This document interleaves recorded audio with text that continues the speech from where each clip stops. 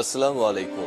সবাইকে স্বাগত জানাচ্ছি। আমি নাসরুল ইসলাম তন্ময়। শুরুতে বিআরবি কেবল সংবাদ শিরোনাম জানিয়ে দেব এই মুহূর্তে হাতে পাওয়া সর্বশেষ গুরুত্বপূর্ণ আপডেট বাংলা সংবাদ। শুরুতেই থাকছে, সরকারকে উদ্দেশ্য করে বিএনপির স্থায়ী কমিটির সদস্য আমির খসরু মাহমুদ চৌধুরী বলেছেন, দেশে দেশে ঘুরে চুক্তি করে কোনো লাভ হবে না।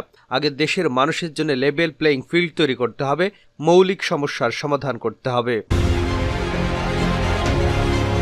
এবারে জানাবো, হঠাৎ করে শারীরিক অবস্থার অবনতি হয় বিএনপির চেয়ারপারসন বেগম খালেদা জিয়াকে চিকিৎসার জন্য আবারও এভারকেয়ার হাসপাতালে ভর্তি করা হয়েছে। জানাবো, আগামী 23 জুন আওয়ামী লীগের ৭৫তম প্রতিষ্ঠা বার্ষিকী উপলক্ষে আলোচনা অনুষ্ঠানে বিএনপির ৬ বড় নেতাকে দাওয়াত পাঠিয়েছে ক্ষমতাসীন দলটি। এদিকে প্রধানমন্ত্রী শেখ হাসিনার সঙ্গে বৈঠকে পারস্পরিক স্বার্থ সংশ্লিষ্ট বিষয় নিয়ে আলোচনা করেছেন ভারতের পররাষ্ট্রমন্ত্রী ডক্টর জয়শঙ্কর। শুক্রবার সন্ধ্যায় নয়াদিল্লির হোটেল তাজ প্যালেসে বৈঠক অনুষ্ঠিত হয়। প্রধানমন্ত্রীর বেসরকারি শিল্প বিনিয়োগ উপদেষ্টা সালমান এফ রহমান এবং পররাষ্ট্র সচিব মাসুদ বিন মোমেন এ সময় উপস্থিত ছিলেন। জানিয়ে দেব, অচিরেই দেখা যাবে বিএনপি খণ্ড বিখণ্ড হয়ে পড়েছে বললেন আওয়ামী লীগের প্রেসিডিয়াম সদস্য সাবেক কৃষিমন্ত্রী ডক্টর আব্দুর রাজ্জাক। এবং সর্বশেষ জানাবো আন্তর্জাতিক সংবাদ, পাকিস্তানের থানায় আগুন, পর্যটককে টেনে নিয়ে হত্যা। ধর্ম অবমাননার অভিযোগে পাকিস্তানের উত্তর পশ্চিমাঞ্চলীয় প্রদেশ খাইবার পাখতুনখোয়ায় ৩৬ বছর বয়সী এক পর্যটককে পুলিশ স্টেশন থেকে টেনে নিয়ে হত্যা এবং দেহ পুড়িয়ে দেওয়ার অভিযোগ উঠেছে। এতক্ষণ শিরোনাম শুনছিলেন, এবার বিস্তারিত।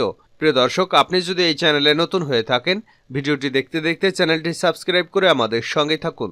আর এই ভিডিও সম্পর্কে আপনি আপনার মূল্যবান মতামতটি কমেন্ট বক্সে জানিয়ে দিন। আর হ্যাঁ প্রিয় দর্শক, জানিয়ে দিন ভিডিওটি কোথা থেকে দেখছেন। দেশে দেশে ঘুরে চুক্তি করে লাভ হবে না, আমির খসরু।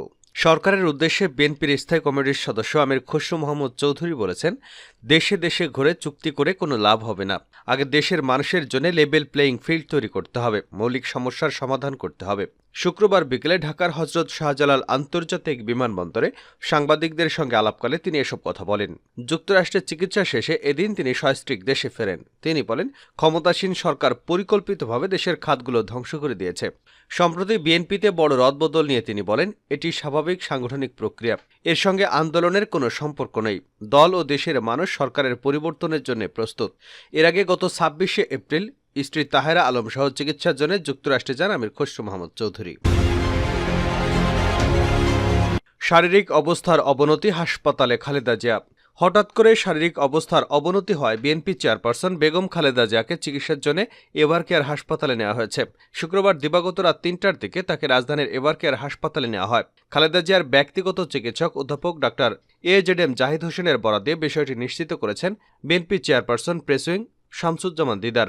তিনি জানান, বিএনপি চেয়ারপারসন বেগম খালেদা জিয়া হঠাৎ করে শ্বাসকষ্ট বেড়ে যায়। এভারকেয়ার হাসপাতালকে খবর দেওয়া হয়, সেখান থেকে অ্যাম্বুলেন্স এলে তাকে হাসপাতালে নেওয়া হয়।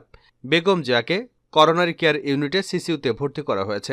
এর আগে গত বুধবার সন্ধ্যায় খালেদা জিয়াকে হাসপাতালে নেওয়া হয়। সেখানে কিছু শারীরিক পরীক্ষা নিরীক্ষার পর মেডিকেল বোর্ডের পরামর্শক্রমে সাবেক এই প্রধানমন্ত্রীকে ভর্তি করা হয় সিসিইউতে। এরপর ২রা মে রাত ৯টার দিকে মেডিকেল বোর্ডের সিদ্ধান্তে তিনি গুলশানের বাসায় ফেরেন। গত বছরের অক্টোবরে মেডিকেল বোর্ড সংবাদ সম্মেলন করে জানান, লিভার সিরোসিসে আক্রান্ত খালেদা জিয়ার লিভারের চিকিৎসা এদেশে সম্ভব নয়। দ্রুত বিদেশে উন্নত চিকিৎসার কেন্দ্রে নিয়ে তার লিভার প্রতিস্থাপন জরুরি হয়ে পড়েছে। এরপর সাবেক এই প্রধানমন্ত্রীকে আবারও বিদেশে নিয়ে যাবার উদ্যোগ গ্রহণ করা হয় পরিবারের পক্ষ থেকে। তবে আইনের সেই সুযোগ না থাকায় অনুমোদন দেয়নি সরকার। এই চেষ্টার মধ্যে মেডিকেল বোর্ডের তত্ত্বাবধানে সরকারের পাশাপাশি বিদেশ থেকে চিকিৎসক এনে তার চিকিৎসা করানো হয়। দুর্নীতির ২ মামলায় দণ্ডপ্রাপ্ত বিএনপির চেয়ারপারসন ২০১৮ সালের ৮ই ফেব্রুয়ারি কারাবন্দী হন। ২ বছরেরও বেশি সময় কারাবন্দী ছিলেন তিনি। এ সময় তিনি নানা রোগে আক্রান্ত হয়ে বঙ্গবন্ধু শেখ মুজিব মেডিকেল বিশ্ববিদ্যালয় হাসপাতালে ভর্তি হন। প্রতিষ্ঠা বার্ষিকীতে বিএনপির ৬ নেতাকে দাওয়াত দিল আওয়ামী লীগ। আগামী ২৩ জুন আওয়ামী লীগের ৭৫তম প্রতিষ্ঠা বার্ষিকী উপলক্ষে আলোচনা অনুষ্ঠানে বিএনপিকে দাওয়াতপত্র পাঠিয়েছে ক্ষমতাসীন দলটি। শুক্রবার রাত ৮:৩০টার দিকে এই দাওয়াতপত্র নিয়ে রাজধানীর নয়াপল্টনে বিএনপির কেন্দ্রীয় কার্যালয়ে পৌঁছান আওয়ামী লীগের প্রচার ও প্রকাশনা উপকমিটির সদস্য SM জাহাঙ্গীর আলম সিরাজী এবং শেখ রিয়াদ মাহমুদ। বিএনপির পক্ষে দাওয়াতপত্র গ্রহণ করেন জাতীয় নির্বাহী কমিটির সদস্য মোহাম্মদ আব্দুস সাত্তার পাটোয়ারি। এ তথ্য নিশ্চিত করে আব্দুস সাত্তার পাটোয়ারি বলেন, বিএনপির সিনিয়র 6 নেতাকে দাওয়াত কার্ডের মাধ্যমে আমন্ত্রণ জানানো হয়েছে। বিএনপির মহাসচিব মির্জা ফখরুল ইসলাম আলমগীর, স্থায়ী কমিটির সদস্য ড খন্দকার মোশাররফ হোসেন, মির্জা আব্বাস, গয়েশ্বর চন্দ্র রায়, নজরুল ইসলাম খান এবং আমির খসরু মোহাম্মদ চৌধুরীকে আমন্ত্রণ জানানো হয়েছে। প্রধানমন্ত্রীর সঙ্গে জয়শঙ্করের পারস্পরিক স্বার্থ সংশ্লিষ্ট বিষয় নিয়ে আলোচনা। প্রধানমন্ত্রী শেখ হাসিনার সঙ্গে বৈঠকে পারস্পরিক স্বার্থ সংশ্লিষ্ট বিষয় নিয়ে আলোচনা করেছেন ভারতের পররাষ্ট্রমন্ত্রী ড এস জয়শঙ্কর। শুক্রবার সন্ধ্যায় নয়াদিল্লির হোটেল তাজ প্যালেসে এই বৈঠক অনুষ্ঠিত হয়। প্রধানমন্ত্রীর বেসরকারি শিল্প ও বিনিয়োগ উপদেষ্টা সালমান এফ রহমান এবং পররাষ্ট্র সচিব মাসুদ বিন মোমেন এ সময় উপস্থিত ছিলেন। প্রধানমন্ত্রী শেখ হাসিনা ভারতের প্রধানমন্ত্রী নরেন্দ্র মোদীর আমন্ত্রণে 2 দিনের রাষ্ট্রীয় সফরে শুক্রবার বিকেলে নয়াদিল্লি পৌঁছেছেন। প্রধানমন্ত্রী এবং তার সফর সঙ্গীদের বহনকারী বিমান বাংলাদেশ এয়ারলাইন্সের একটি ফ্লাইট বিকাল 3:30টায় নয়াদিল্লি পালাম বিমানবন্দরে অবতরণ করে। এর আগে ফ্লাইটটি দুপুর 2:03 হজরত শাহজালাল আন্তর্জাতিক বিমানবন্দর ত্যাগ করে। ভারতের উচ্চ পর্যায়ের একটি প্রতিনিধি দল এবং বাংলাদেশের হাইকমিশনার মোহাম্মদ মুস্তাফিজুর রহমান বিমানবন্দরে শেখ হাসিনাকে অভ্যর্থনা জানান। লোকসভা নির্বাচনে বিজয়ী বিজেপি নেতৃত্বাধীন টানা তৃতীয়বার সরকার গঠনের পর ভারতে কোনো সরকার প্রধানের এটি প্রথম দ্বিপাক্ষিক সফর। সফরকালে উভয় প্রধানমন্ত্রীর মধ্যে একান্ত বৈঠক অনুষ্ঠিত হবে এবং তারপর প্রতিনিধি পর্যায়ে আলোচনা হবে। উভয় দেশের মধ্যে বিদ্যমান দ্বিপাক্ষিক সম্পর্ক আরও জোরদার করতে ঢাকা ও নয়াদিল্লির মধ্যে বেশ কিছু চুক্তি এবং সমঝোতা স্মারকসই হবে।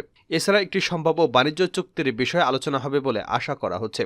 এটি 15 দিনেরও কম সময়ের মধ্যে ভারতের রাজধানীতে শেখ হাসিনার দ্বিতীয় সফর। 9 জন প্রধানমন্ত্রী হিসেবে নরেন্দ্র মোদীর শপথ গ্রহণ অনুষ্ঠানে আমন্ত্রিত বিশিষ্ট ব্যক্তিদের মধ্যে শেখ হাসিনা উপস্থিত ছিলেন।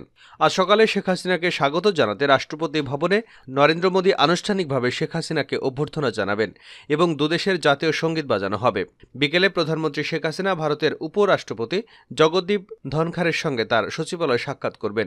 সন্ধ্যায় তিনি রাষ্ট্রপতি ভবনে ভারতের রাষ্ট্রপতি দ্রৌপদী মুর্মুর সঙ্গে দেখা করবেন। স্থানীয় সময় শনিবার সন্ধ্যা 6টায় প্রধানমন্ত্রী বিমান বাংলাদেশ এয়ারলাইন্সের একটি ফ্লাইটে পালাম বিমানবন্দর থেকে ভারতের রাজধানী ত্যাগ করবেন এবং রাত 9টায় ঢাকায় অবতরণ করবেন বলে আশা করা হচ্ছে। পাকিস্তানের থানায় আগুন, পর্যটককে টেনে নিয়ে হত্যা। ধর্ম অবমাননার অভিযোগে পাকিস্তানের উত্তর পশ্চিমাঞ্চলীয় প্রদেশ খাইবার পাখতুনখোয়ায় 36 বছর বয়সী এক পর্যটককে পুলিশ স্টেশন থেকে টেনে নিয়ে হত্যা এবং দেহ পুড়িয়ে দেওয়া হয়েছে। রাজধানীর ইসলামাবাদ থেকে 280 কিলোমিটার দূরে অবস্থিত সোয়াত জেলার জনপ্রিয় পর্যটন শহর মাদিয়ানে স্থানীয় সময় বৃহস্পতিবার সন্ধ্যায় ঘটনা ঘটে। মাদিয়ান শহরে পুলিশ ওই ব্যক্তিকে রক্ষার চেষ্টা করে ব্যর্থ হয়। ওই ব্যক্তির বিরুদ্ধে ইসলামের পবিত্র গ্রন্থ কোরআনকে অবমাননা করার অভিযোগ আনার পর জনগণ জড়ো হয়েছিল বলে জানা গেছে।